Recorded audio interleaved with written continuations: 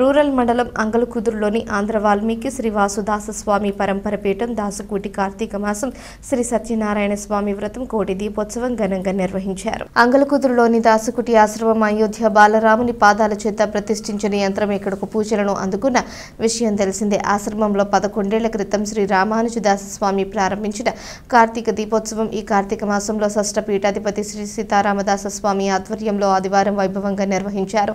ఉదయం శ్రీ సత్యనారాయణ స్వామి వ్రతం ఘనంగా జరిపారు. సాయంత్రం కార్తీక కోటి దీపోత్సవం దేదీప్యమానంగా జరిపారు. కార్యక్రమంలో విశ్వ హిందూ పరిషత్ కార్యదర్శి రామాంజనేయులు, వారి కుటుంబ సభ్యులు, రాజ్యలక్ష్మి, పలువురు భక్తులు పాల్గొన్నారు. జై శ్రీరామ్.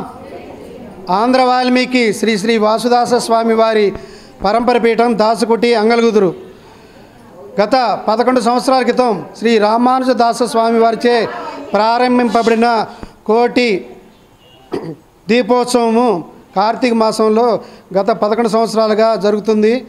ఈరోజు విశేషం ఏంటంటే ఆదివారం ఉదయం పూట సత్యనారాయణ స్వామి వ్రతం జరిగింది.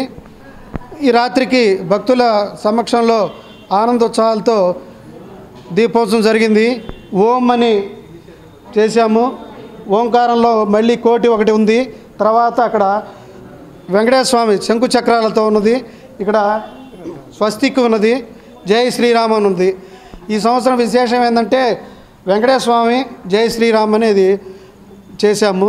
చాలా విశేషంగా జరుగుతుంది. రేపు అంటే డిసెంబర్ 16 నుంచి ధనుర్మాసం జరుగుతుంది. 74వ సంవత్సరం ధనుర్మాసం అంటేనే వివాహాలకి ముఖ్యమైనది. అవివాహితులు వారి వివాహం కోసం వాళ్ళ గోత్రనామాలు నా నంబర్కి తెలియజేస్తుంది కోరుచున్నాము. 74వ సంవత్సరము భోగి రోజు కళ్యాణం జరుగుతుంది. ప్రత్యక్షంగాని పరోక్షంగాని పాల్గొనవచ్చును.